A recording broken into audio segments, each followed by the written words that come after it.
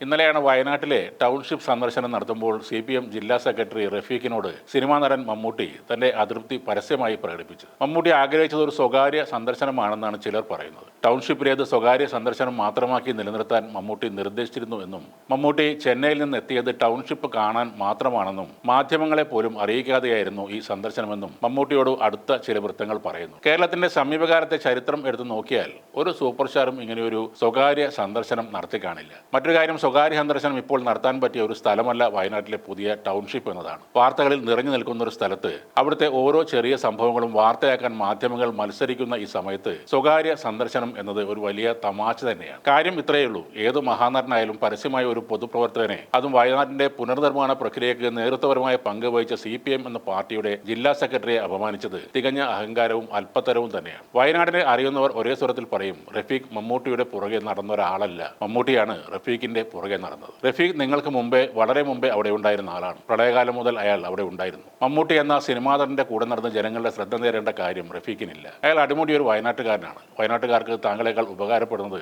റഫീഖ് എന്ന സഖാവിന് തന്നെയാണ്. കൈരളി ചാനലിന്റെ അംബാസഡറും ഇടതുപക്ഷ അനുഭാവിയുമൊക്കെ ആയിരിക്കാം. എന്നാൽ ആൾക്കാരോട് പെരുമാറുമ്പോൾ, പ്രത്യേകിച്ച് ഒരു പബ്ലിക് സ്പേസിൽ ക്യാമറകൾക്ക് മുന്നിൽ കുറച്ചുകൂടെ ഔചിത്യം ആകാം. അതിജീവിതയ്ക്ക് വേണ്ടി ഇന്ന് വരെ ഒരു വാക്ക് പോലും പറയാത്ത ദിലീപിനെ കണ്ടാൽ ചേർത്ത് പിടിക്കുന്ന ഇയാൾക്ക് നിലപാട് ഇല്ലെന്നത് എല്ലാവർക്കും അറിയാവുന്ന ഒരു കാര്യം കൂടിയാണ്. ഒരു സിനിമാ നടൻ എന്ന നിലയിൽ മമ്മൂട്ടി ഗംഭീര പെർഫോമർ തന്നെയാണ്. പക്ഷേ പൊതുവേദികളിൽ ഇത്തരം വികലമായ പെരുമാറ്റങ്ങൾ വഴി അയാൾ സ്വയം അപഹാസ്യനാവുകയാണ്. നമ്മൾ ആരാധിക്കുന്ന ഒരാൾ ദൂരക്കാഴ്ചയിൽ മനോഹരമായ ഒരു വിഗ്രഹം പോലെ നമുക്ക് കാണപ്പെടും. അവരുമായി അടുത്ത് ഇടപഴകുമ്പോൾ ആ യഥാർത്ഥ സ്വഭാവം പുറത്തു വരും. നമ്മുടെ മനസ്സിലെ ആ വിഗ്രഹമാണ് അപ്പോൾ വീണ് തകരുന്നത്. ആൻഡോയും രമേശ് പിഷാരടിയും അകമ്പടി സേവിക്കുന്നത് ഇവർക്കൊക്കെ ഒരു സുഖമാണ്, അല്ലെങ്കിൽ ഒരു ഹരമാണ്. അവർ ഒരിക്കലും തനിക്ക് മുന്നിൽ നിവർന്ന് നിൽക്കില്ല, എതിർത്ത് സംസാരിക്കില്ല എന്ന് ഇദ്ദേഹത്തിന് നന്നായി അറിയാം. അവരാണെങ്കിൽ മോന്തക്കൊരെണ്ണം പൊട്ടിച്ചാലും പട്ടേലറിന്റെ സെന്റിന് നല്ല മണമാണ് എന്ന് പറയും. ഇടത് പ്രൊഫൈലുകളിൽ നിന്നും വിമർശനവും പരിഹാസവും ഒക്കെ മമ്മൂട്ടി ഏറ്റുവാങ്ങേണ്ടി വന്നേക്കാം. അതിനെ ആരെയും കുറ്റം പറഞ്ഞിട്ട് കാര്യമില്ല.